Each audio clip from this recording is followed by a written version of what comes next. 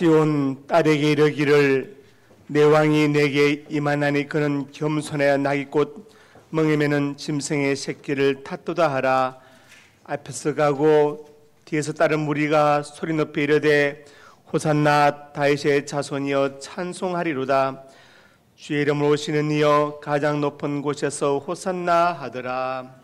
사랑하는 하나님, 오늘은 우리 주님께서 십자가를 지시려고 예루살렘 성으로 들어오신 종려 주일입니다. 예수님은 겸손의 왕으로 나귀 새끼를 타고 예루살렘 성에 입성하셨습니다. 저희도 예수님을 본받아서 섬기고 봉사하며 헌신하는 삶을 살기를 원합니다. 예수님을 맞이하는 백성들이 종려나무 가지를 흔들어 환영하였던 것처럼 저희도 두 손을 높이 들고 마음을 열어 우리 주님을 영접합니다. 앞에서 가고 뒤에서 따는 무리가 호산나 외치며 찬양을 드린 것처럼 저희도 이 시간 주님을 찬양하며 주님께 영광 돌리기를 원합니다. 우리 예배를 받아주시옵소서. 예수님 이름으로 기도드립니다. 아멘.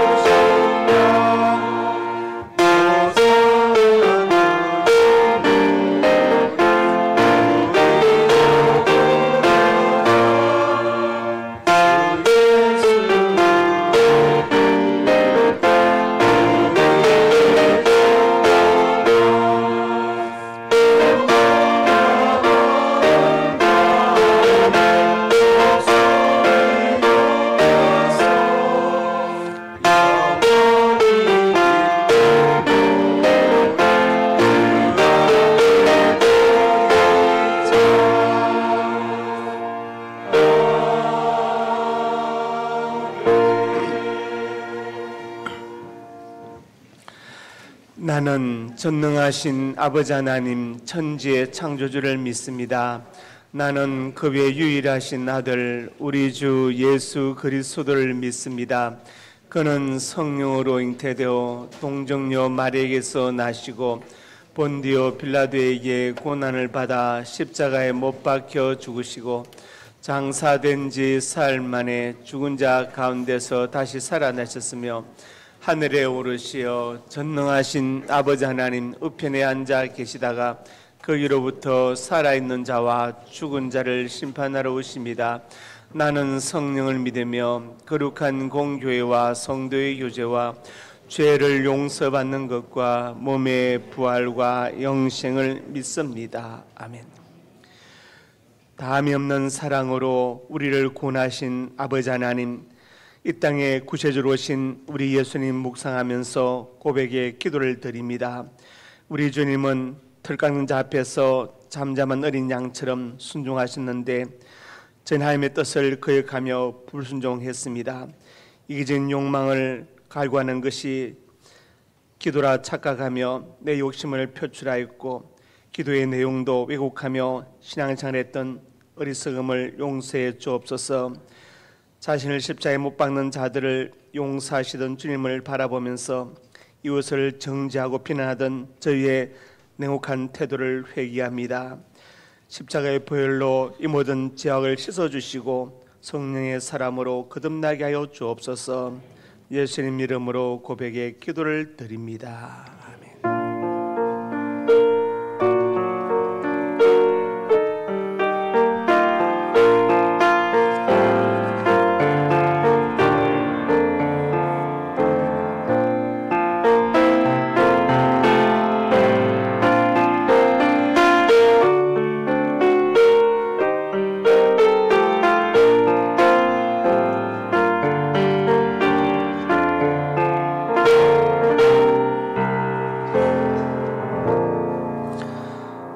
곧 나는 나를 위하여 내 허물을 도말하는 자니 내 죄를 기억하지 아니하리라. 아멘.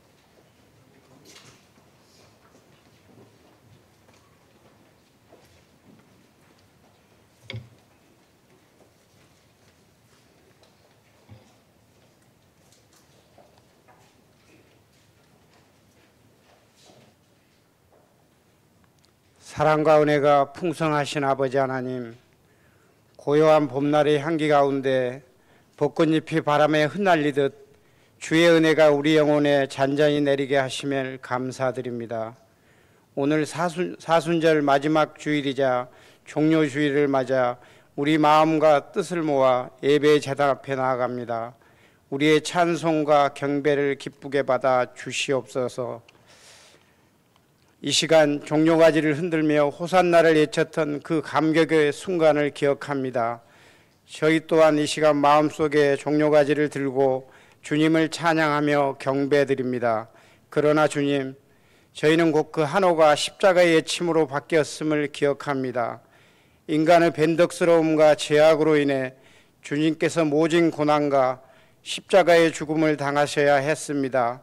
이 시간 저희들은 주님의 고난에 동참하며 우리 죄를 깊이 뉘우치고 회개합니다. 이기적이고 완악했던 저희들의 마음을 용서해 주시고 주님의 겸손과 사랑을 본받아 살아가게 하여 주시옵소서. 이 나라 민족을 위해 기도합니다. 지난 70년간 눈부신 경제 성장과 시민의 세계의 발전에도 불구하고 여전히 극단적인 정치 대립을 건강한 이 나라를 만들어가는 데 걸림돌이 되고 있습니다. 이러한 정치적 갈등으로부터 이 나라를 지켜주시고 분열과 갈등을 넘어 화합과 통합을 이루는 지도자가 세워지게 하여 주시옵소서.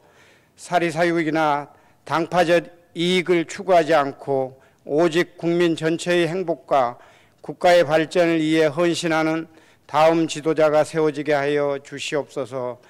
교회 머리 되시고 우리의 공동체를 이끄시는 아버지 하나님, 종료주일의 기쁨과 감격을 경험한 우리 상명교회가 내일부터 시작되는 고난주간 특별 새벽기도 총진군을 통하여 예수님께서 걸어가신 십자의 길을 더욱 깊이 묵상하게 하여 주시옵소서. 주님께서 받으신 고난과 희생의 의미를 단지 지식적으로 아는 것이 아니라 실제 삶 속에서 실천하며 살아가는 우리 상명교회 성도들이 되게 하여 주시옵소서. 특세 한 주 동안 말씀을 가까이 하고 기도의 자리로 나아가 영적으로 성숙해지고 주님과 더욱 친밀해지는 시간이 되게 하여 주시옵소서. 매주 수요일 10시에 있는 어머니 기도회가 부흥되게 하여 주시옵소서. 자녀들을 향한 끊임없는 기도와 사랑으로 인해 어머니들이 지치지 않게 하시고 늘 기쁨과 평안 가운데 기도할 수 있도록 힘을 주시옵소서. 서로 격려하고 위로하며 함께 기도하는 이 자리가 어머니들에게 큰 힘과 위로가 되게 하여 주시옵소서. 말씀 전하시는 담임 목사님, 영육이 강건케 하시고 말씀 전하실 때마다 권능과 지혜를 더하여 주시고 늘 기쁨과 감사가 넘치게 하여 주시옵소서. 사역의 보람과 성도들의 사랑 속에서 늘 기쁨과 감사가 넘치게 하시고 상처 입은 영혼을 위로하고 격려하는 목자 되게 하여 주시옵소서. 저희 상명교회가 목사님을 중심으로 하나 되어 주님의 뜻을 이루어가게 하여 주시옵소서. 모든 성도들이 존경하고 사랑하며 기도와 협력으로 목사님의 사역을 힘껏 돕게 하여 주시옵소서. 섬김과 수고의 손길까지 기이 여기시고 축복하시는 아버지 하나님, 찬양과 반주로 예배를 아름답게 섬기는 찬양대와 연주자들, 차량과 안내와 방송으로 식당 봉사로 그리고 교회 학교 교사들과 보이지 않는 곳에서 섬기는 모든 이들의 헌신을 기억하시고 그들에게 하늘의 위로와 복을 내려 주시옵소서. 오늘 종료주일 예배가 우리 영혼과 삶을 변화시키는 구원과 소망 되시는 예수 그리스도 이름으로 간절히 기도드리옵나이다. 아멘.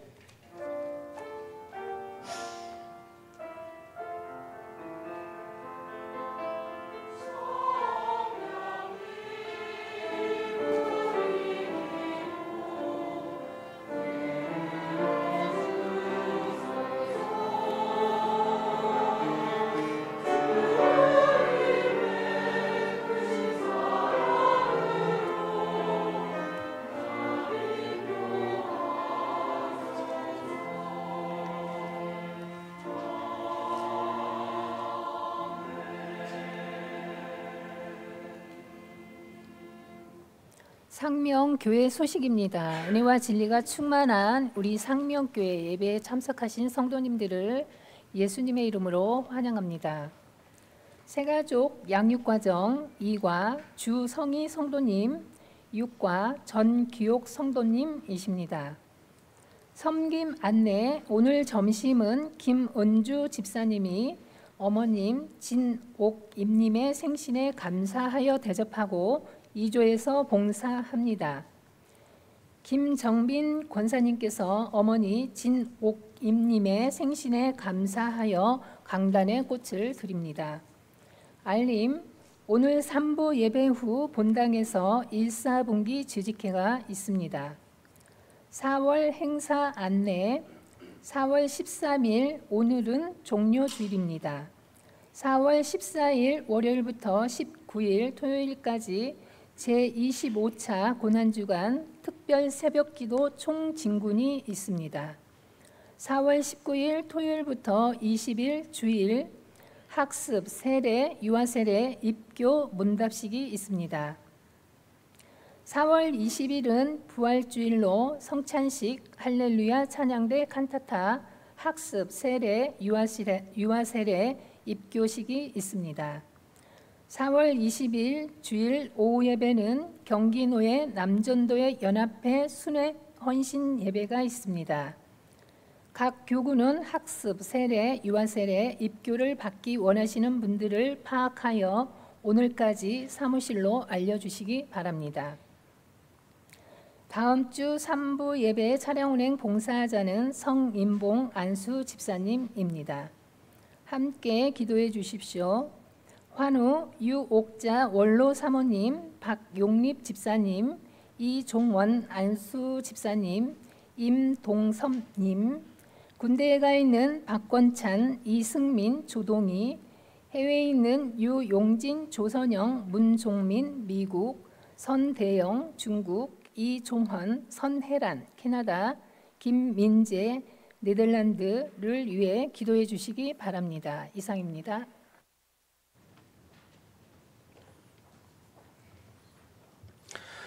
하나님 말씀 누가복음 19장 41절에서 4절까지 한 절씩 교독합니다. 가까이 오사 성을 보시고 우시며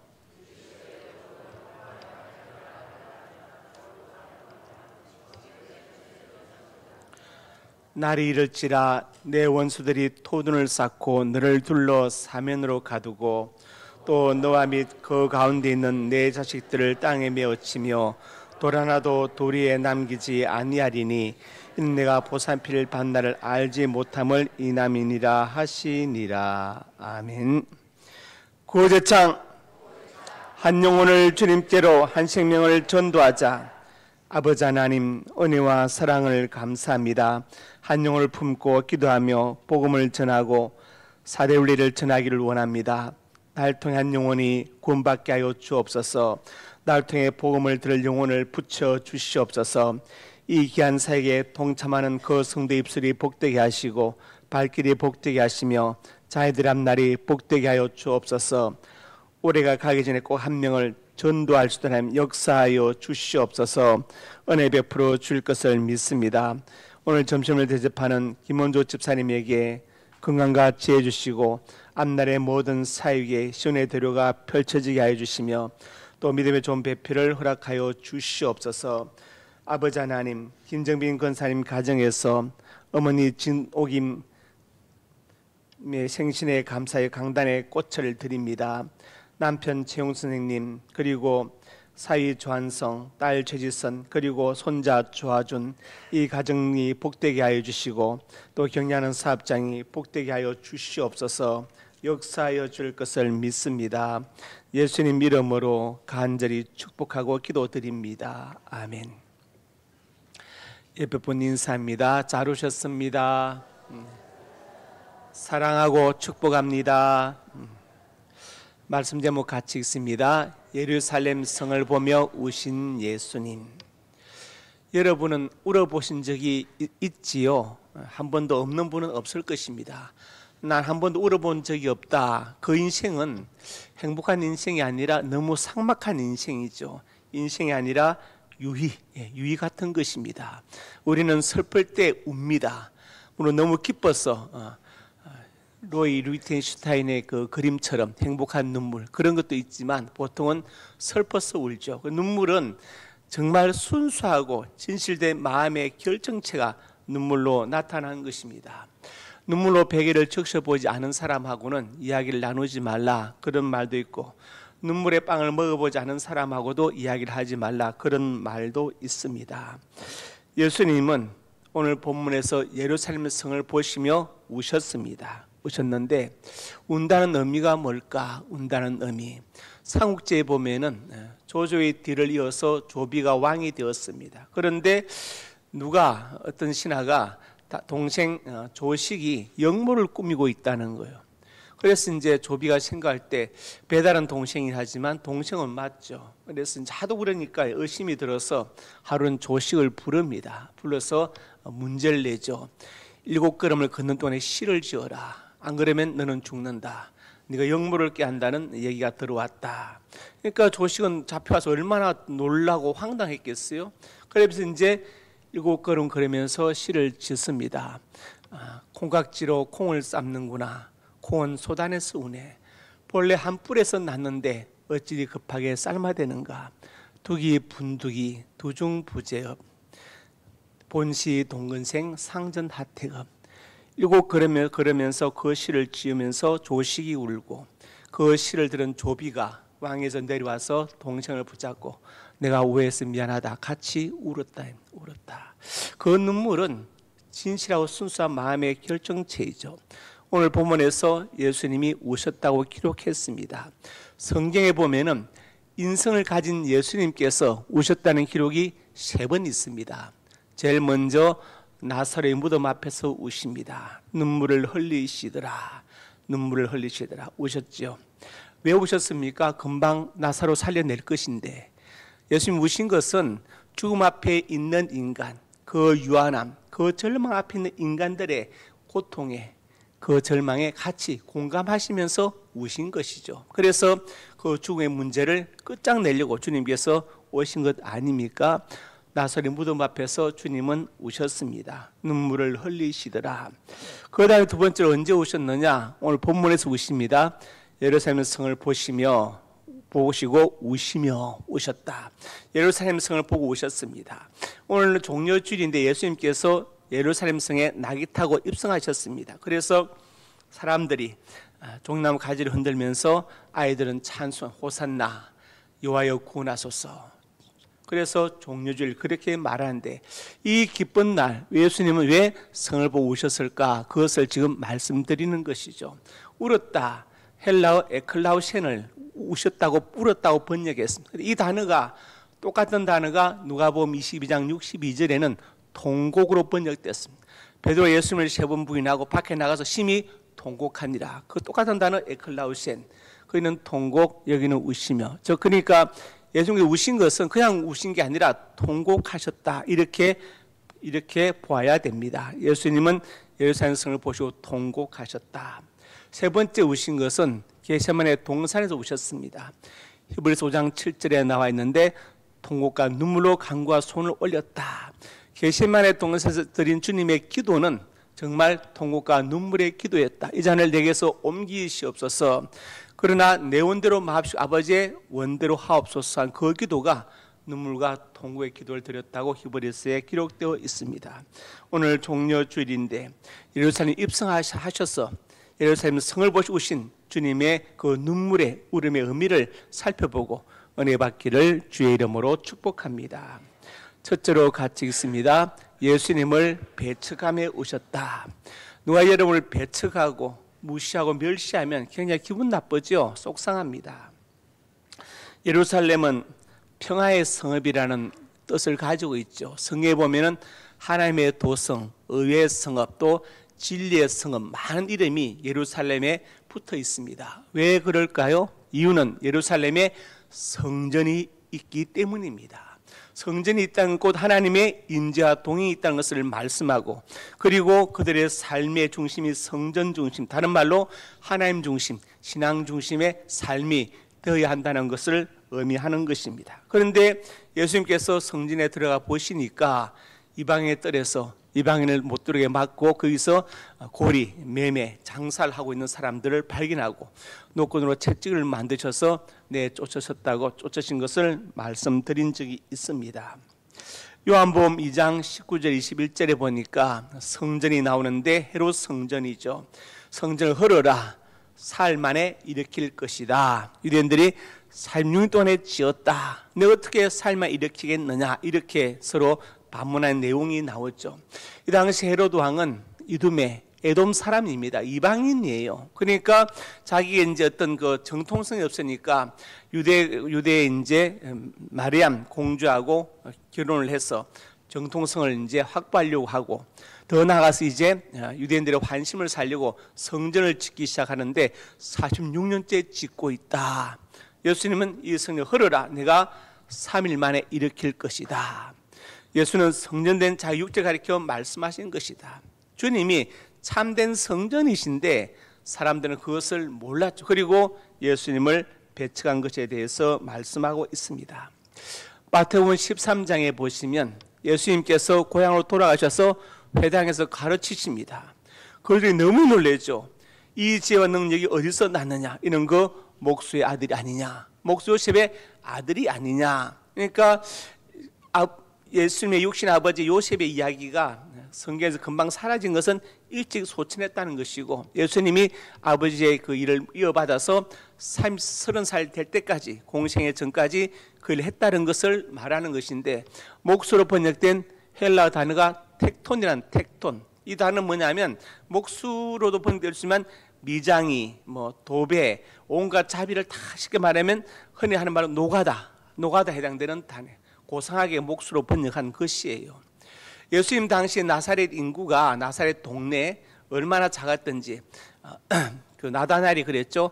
나사렛에서 무슨 선한 것이 날 수 있겠느냐, 빌립이 와보라고 하니까 그만큼 아주 시골 깡촌이었습니다. 그러니까 그 당시 인구가 적어도 나사렛에서는 적으면 150, 많으면 400명이 되지 않았어요. 연구에 의하면. 그러면 집으로 따지면 가구수가 100가구가 안 돼서, 아무리 잡아도 100가구가 안 되는 작은 동네입니다. 100가구가 안 되죠.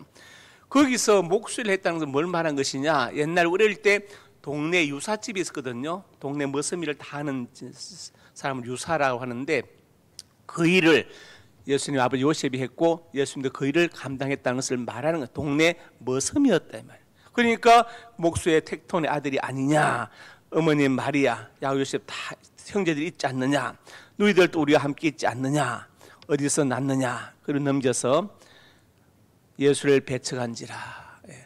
그 동네 머슴인 요셉의 아들이 아니냐, 지도 우리 동네 머슴이었는데 지금 이렇게 가르치고 이렇게 했네. 가르치고 놀랐지만 이 사람은 신분이 메시아는 아니야. 이 사람은 랍비도 아니고 목수의 아들에 불과해. 예수를 배척했다. 그래서 예수님께서 많은 능력을 행하지 아니하셨고, 또 선자가 자기 고향, 자기 위해서 존경을 받지 않으면 없느니라 하시고 이제 사역을 거기서는 하지 않으셨다고 성경에 기록되어 있지요.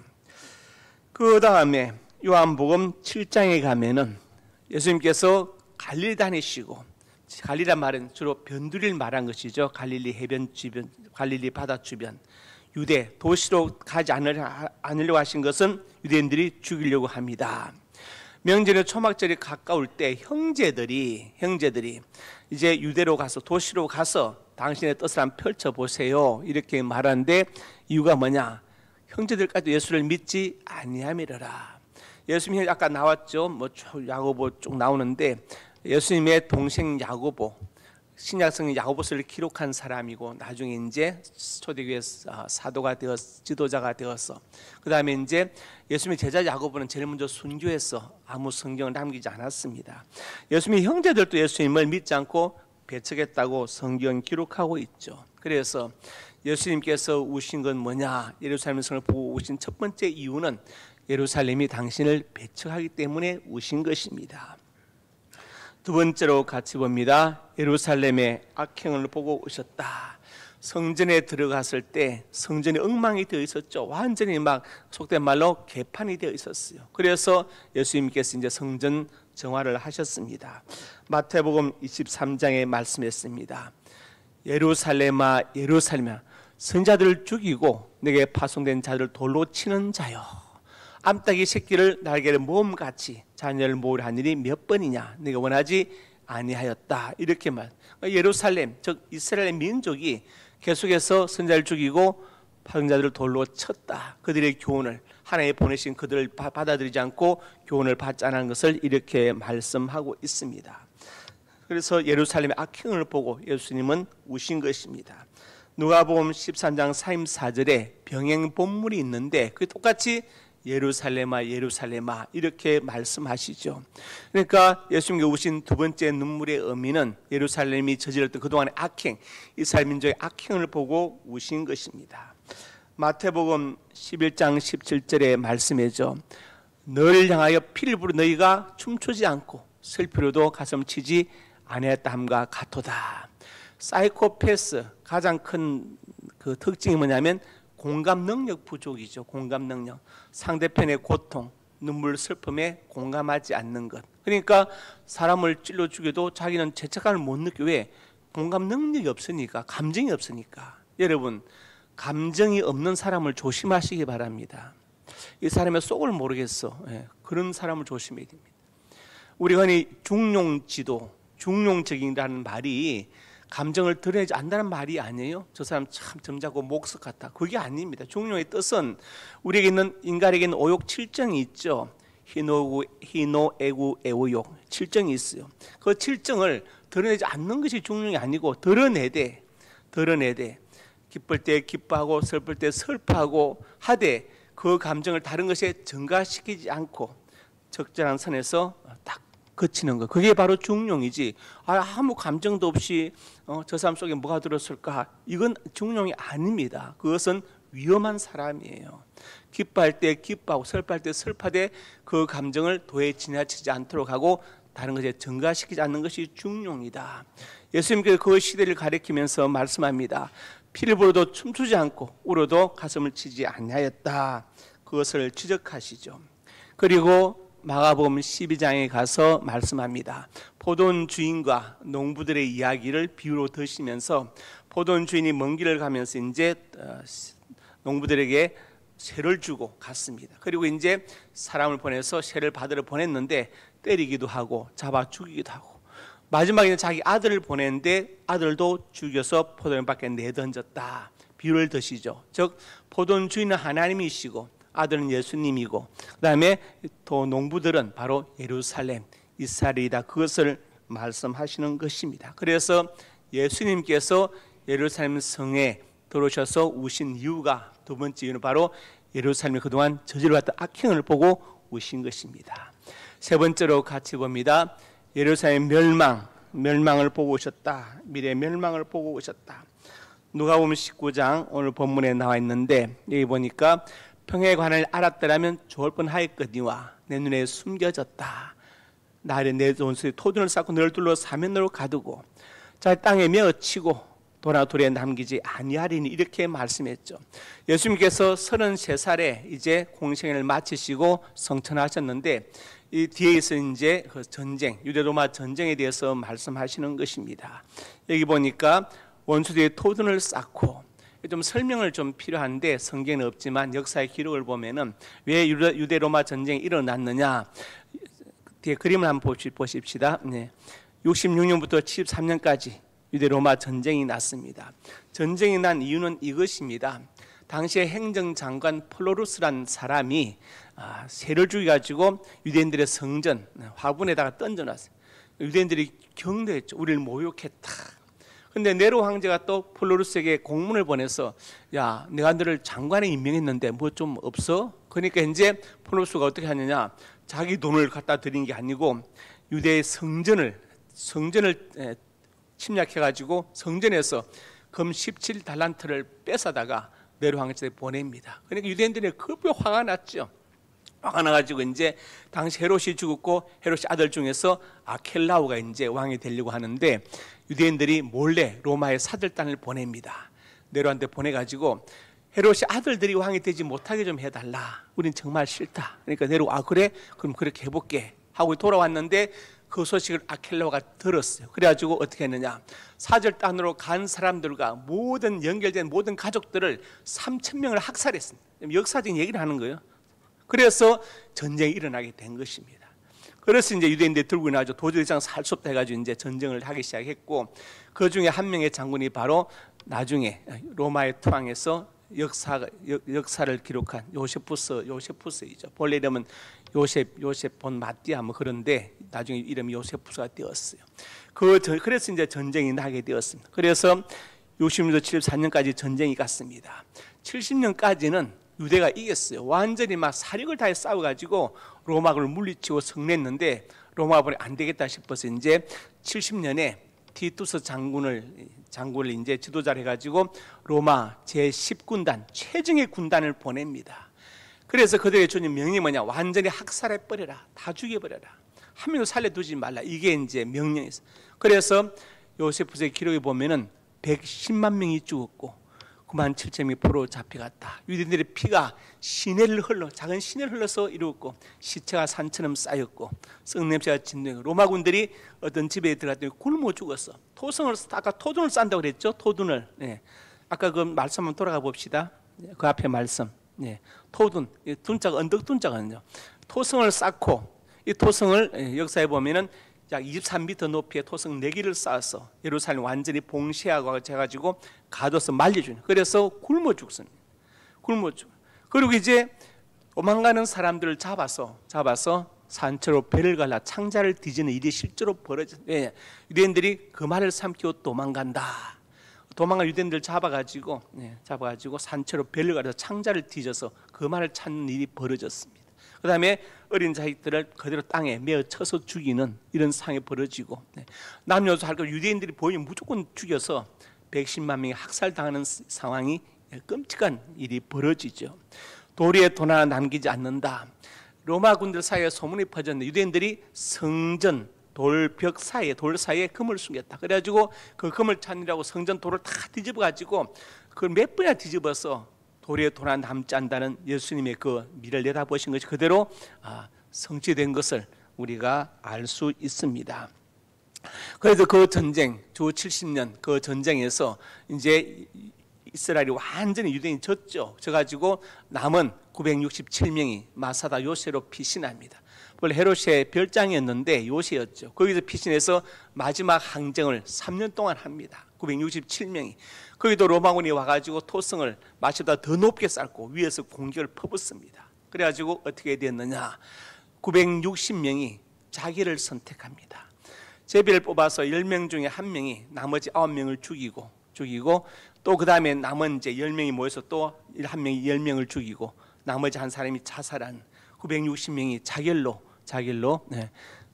완전히 끝났습니다. 거기서 살아남은 사람은 여자 2명, 어린이 할머니 2명, 어린이 5명인데 그들은 어떻게 어디 숨어 있다가 살아남아서 나중에 그 일을 증언했죠. 그래서 로마군이 이제 그 마체다를 가보니까 양식은 있었다 이 말이에요. 있었는데 우리는 포로가 되는 것 차라리 우리는 죽음을 택하게 돼가지고 960명이 저는 자결함으로 유대로마 전쟁 완전히 끝이 나고, 그때부터 세계 200년 나라에 2000년 동안 유대인들 흩어져서 살게 되었고, 그 와중에 이제 히틀러로 인해서 이제 막 학살도 당하고 막 600명 학살 당하고 그런 일이 계속해서 벌어지게 됩니다. 지금 예수님은 무엇을 보고 지금 오셨느냐?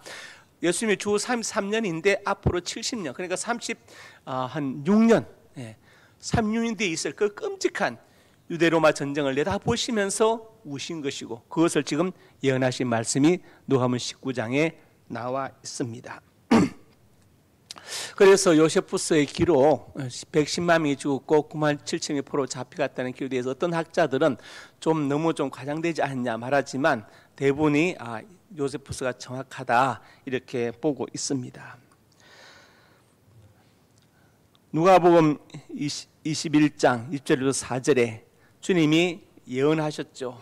예루살렘이 군대들에게 보거든 멸망에 가까운 줄 알라.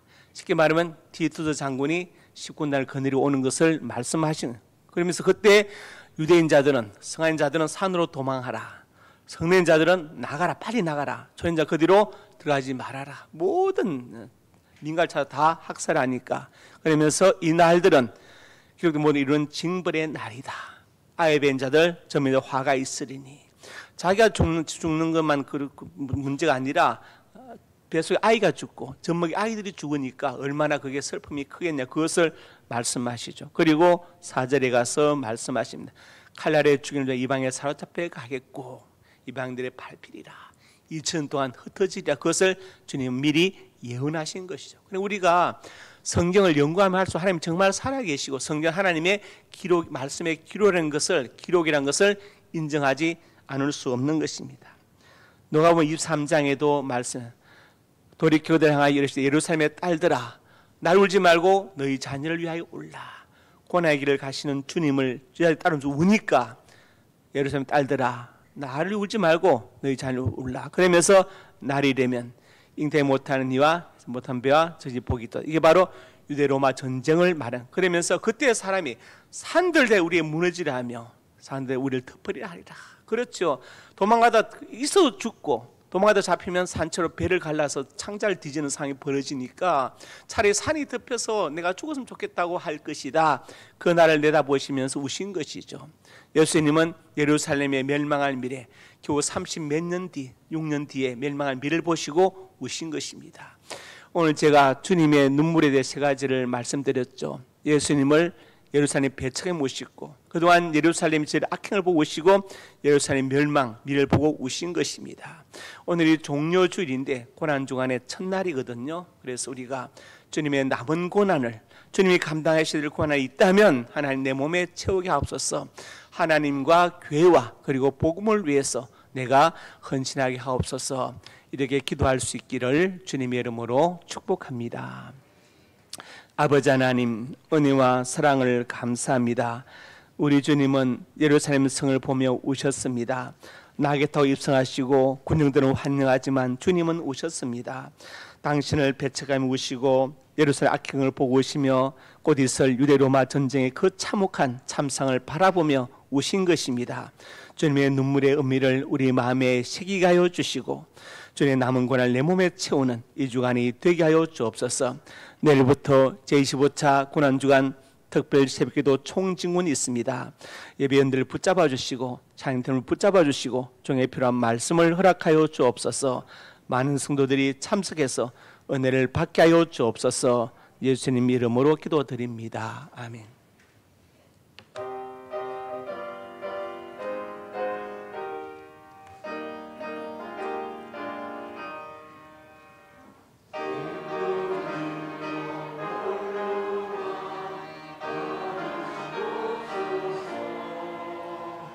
나리에 서신 가시관 나 기억합니다.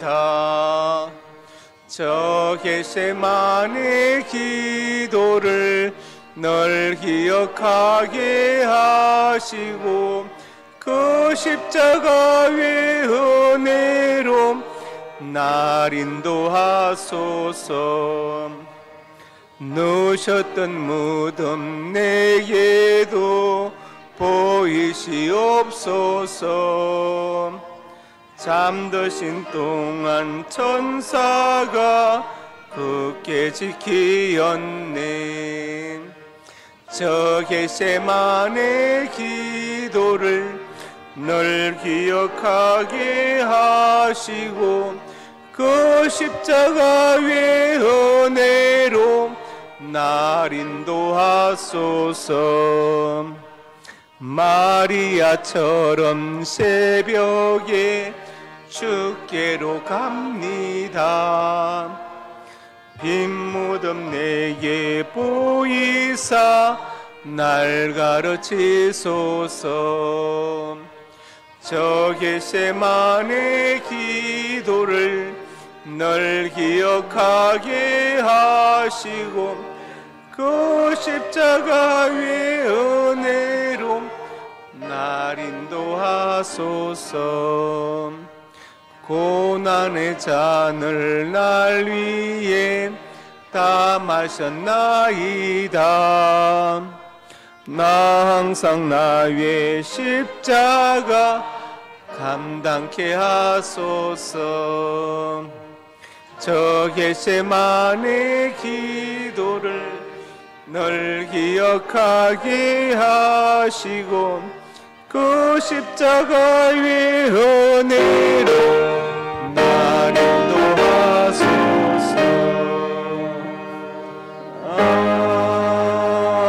아멘. 하나님의 자녀들이 예물을 드렸습니다. 예물에 저들의 땀과 눈물과 피도 담겨 있습니다.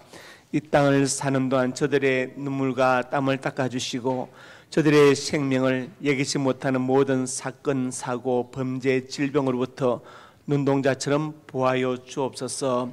예물이 쓰는 곳마다 영광 받으시고 복음이 증거되게 하여 주시고 소외되고 외로운 많은 사람들 위로하고 격려하게 해주시고 공부한 학생들과 선교 기관들에게 힘과 능력이 되게 하여 주옵소서.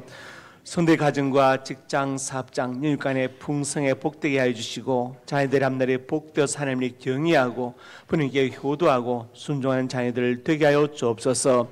자녀들 앞날에 진학의 문을 열어주시고 취업의 문을 열어주시고 사업의 문을 여시고 믿음의 배필을 만나게 하시고 태문대로 주시옵소서. 하나님의 사람들이 간절한 손으로 가슴에 손을 졌습니다. 우리의 꿈을 주시니 감사합니다. 비전을 주시니 감사합니다. 하나님의 영광을 위하여 이 꿈들이 이루어질 것을 믿습니다.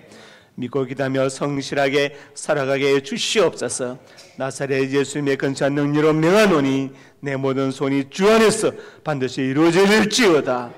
또한 하나님의 사람들이 믿음 아픈 곳에 손을 졌습니다. 주님 손을 져주시고 치료의 광선을 발하여 주옵소서.